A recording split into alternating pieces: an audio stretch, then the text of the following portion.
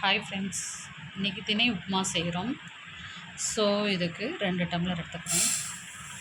1 tumbler,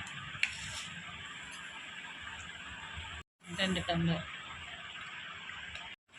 so எங்கள் வீட்டுக்கு இப்போ தேவைனால நாங்கள் 2.5 டம்ளர் எடுத்துருக்கோம் ஃப்ரெண்ட்ஸ். ஸோ இதை ஒரு 10 மினிட்ஸ் நம்ம தண்ணியில் நல்லா களைஞ்சி ஊற வைக்கணும். உப்புமா செய்கிறதுக்கு 10 மினிட்ஸ் போகும் ஃப்ரெண்ட்ஸ். உப்புமாவுக்கு தேவையான கொஞ்சம் கடுகு,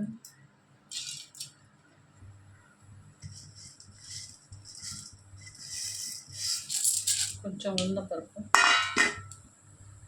இது நல்லா பொரிஞ்சு வரணும்.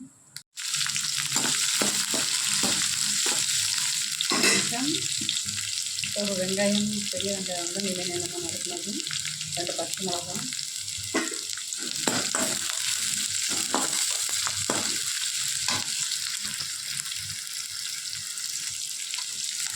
வெங்காயம் நல்லா பொன்னிறமாக வதங்கினோடனே நாம் அதுக்கு தேவையானது கொஞ்சம் உப்பு போட்டுக்கணும். நெக்ஸ்ட்டு வேக வைக்கும்போது பாதி உப்பு போட்டுக்கணும். நல்லா பொன்னிறமாக வதங்கிடுச்சு. நம்ம ஆல்ரெடி தினைக்கு ஊற வச்சுன தண்ணி எடுத்து நம்ம கொதிக்க வைக்கணும். அதுக்கு தேவையான உப்பு நான் போட்டுட்டேன். உங்களுக்கு எவ்வளோ தேவையோ அதை நீங்கள் போட்டுக்கோங்க. தண்ணி நல்லா குதிச்சிருச்சு. ஸோ நம்ம ஊற வச்சிருந்த திணைகளை போட்டுருவோம். ஒரு 10 மினிட்ஸ் அதை நல்லா ஸ்லோ ஃப்ளேம்லேயும் நல்லா வேகணும். இப்போ நான் ஒரு ஃபுல் ஃப்ளேமில் வச்சுருக்கேன். இது தண்ணிலாம் வற்றின பிறகு அப்புறம் ஸ்லோ ஃப்ளேமில் ஒரு 5 மினிட்ஸ்.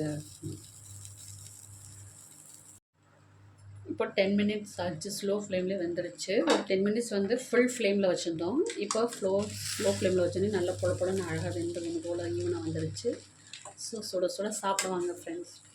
இதோட குவான்டிட்டி தண்ணி அளவு எப்படின்னு மெஷர்மெண்ட்னா, நாம் இப்போ 1 டம்ளர் எடுக்கிறோம்னா 2 டம்ளர் தண்ணி உப்புமாவுக்கு ஊற்றுவோம். ஆனால் இந்த மாதிரி திணை உப்புமாவுக்கு நாம் எக்ஸ்ட்ரா 1 டம்ளர் ஊற்றணும். இப்போ நான் 2.5 டம்ளர் எடுத்தேன்னா இப்போ 5 டம்ளர் தண்ணி ரவைக்கு. ஆனால் திணைக்கு மொத்தம் நாம் 10 டம்ளர் தண்ணி ஊற்றணும். ஸோ நின்று அழகாக வெந்து பொழப்பொழன்னு நம்மளுக்கு இது வேக ரொம்ப லேட் ஆகும்.